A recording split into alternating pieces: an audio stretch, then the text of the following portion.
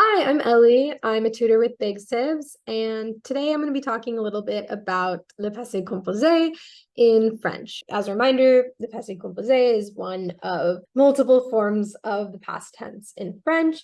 This video is for beginning French students, or really French students of any level who just want a refresher on the two forms of the passé composé.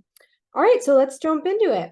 So for many verbs in French, most verbs in French, this is how you create the passé composé. We use the verb avoir, which means to have, the subject here, and the past participle, which is the verb that you're putting in the past tense, correctly into the past tense. So here are some examples.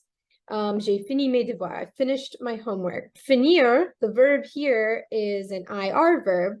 And when we're creating past participles, IR becomes I. So we get fini. Second example, elle a mangé au restaurant. She ate at a restaurant. And manger here is an ER verb. ER verbs go to I with an accent aigu. In the third example, nous avons vendu notre voiture. So we sold our car. Vendre, the verb here, is an RE verb, and RE verbs are conjugated with a U, and that's how we get vendu. So usually, most of the time, it's with avoir. But there are certain verbs where you don't use avoir here, you use être instead. Here are those verbs. So if you want to pause the video and take a screenshot, this is a good list to have. And I'm not going to read through all of them, but as you can tell, they're kind of a lot of motion verbs: coming, going, entering, re-entering, arriving, etc. A nice way to remember these verbs is to remember the acronym Dr. Mrs. Vandertramp, the two P's. And it's really just best for these to just remember them, commit them to memory, practice online, things like that. But yes, so here are the verbs. And again, here's the list with the English translations next to it. So now let's talk a little bit about how to create past tense sentences using the passé composé, but with these verbs specifically, the Dr. Mrs. Vandertramp verbs. So it's a little different, as I mentioned, because in the first example, we were using avoir, now we have to use être. And another key difference is that the verb that's in the past participle also has to agree with the subject. So let's look at some examples.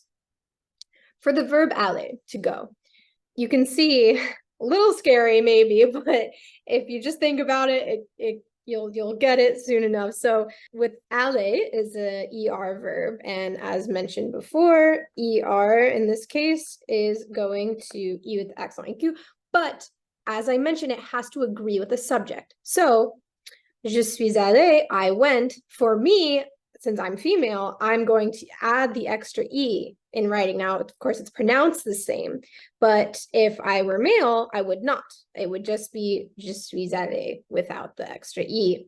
And then this goes for every subject that you're talking about. So you, he is going to not have an E here. To, again, it depends who the person in question is.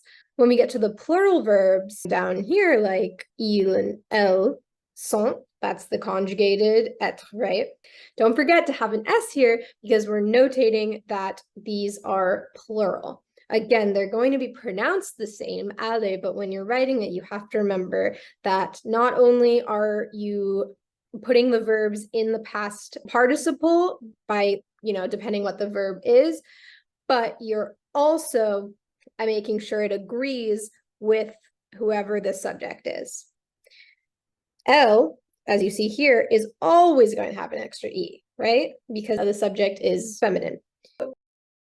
Here's a couple more examples down here where I show how sometimes you're going to add the extra E depending who is the subject, and again with plurals, and feel free to take a screenshot here if this is helpful to see.